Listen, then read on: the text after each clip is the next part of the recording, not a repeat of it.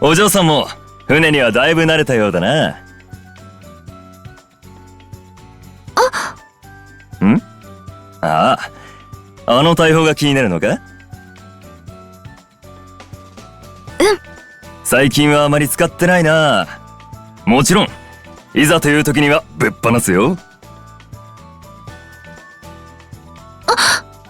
けど安心しな。停泊中に撃つことはないから今は弾も込めてない。だから近寄っても大丈夫だ。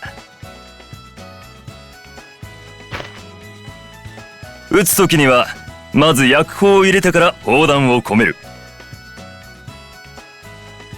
そして押さえを柵上で押し込む。最後にこの引き金綱を引っ張ると、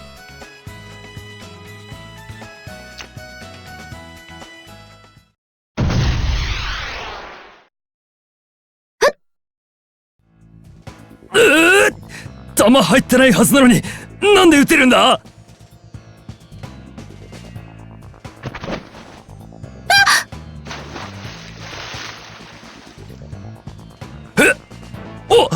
お嬢さん！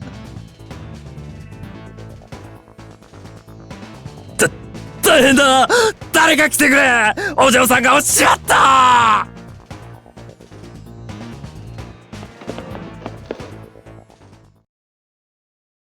すまないお嬢さん。俺がついていながらまたこんな目に。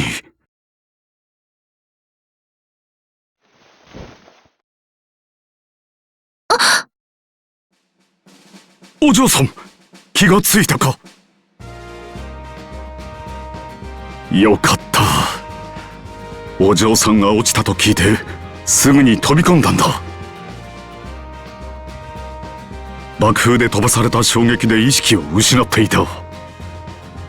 逆にそれが幸いだったのかもしれん。それですぐに救い上げることができた。不幸中の幸いというところか。それにしてもニーノのやつは。今日は沖に出て砲撃訓練をやるからと伝えていたのに、すっかり忘れていたようだ。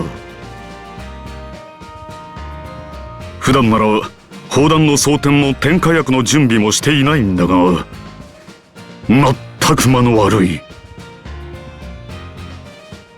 ニーノには何かしらの罰が必要だな。今後はお嬢さんには近づかないとかな。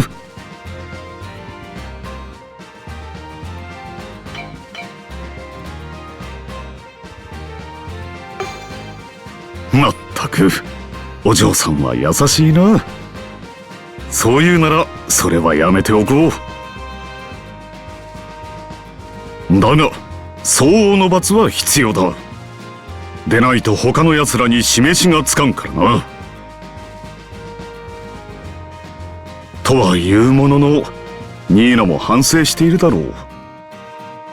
あいつは不幸体質だしな。あまり厳罰にはしたくない。そこで甲板磨き10日というのはどうかと思ってな。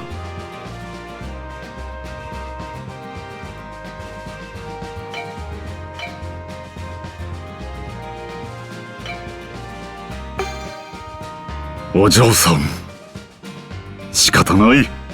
今回の罰は免除ということにしよう。ニーノには俺からたっぷりと説教をお見舞いしよ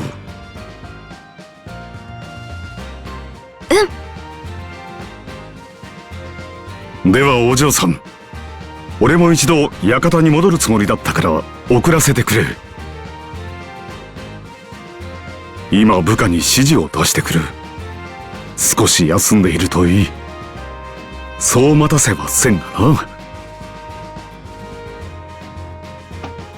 な。ん？どうしたお嬢さん。俺の手をじっと見つめて。ね？俺の手を見ても楽しくはないだろう。お嬢さんとは違ってゴツゴツして大きいだけの手だ。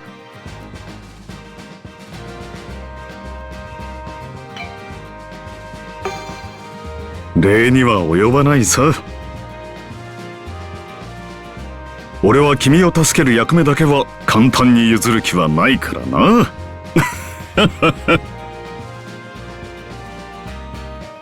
まあ、君自身が不測の事態に注意してくれるならそれに越したことはない。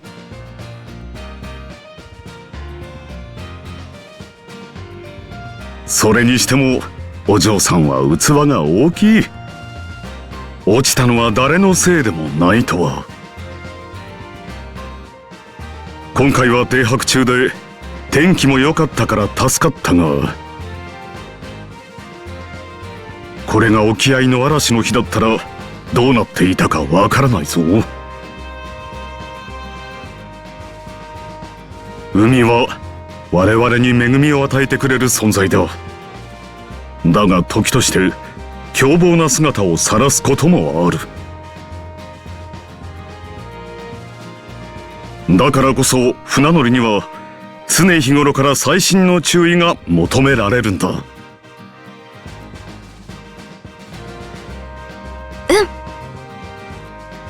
俺はお嬢さんにもっと諜報部のことを知ってもらいたいと思っている。将来のことはわからないが、そうすることがファミリーの発展に寄与すると思うからな。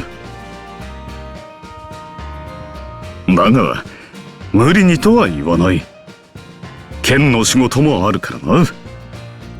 あとはお嬢さんの意思次第だ。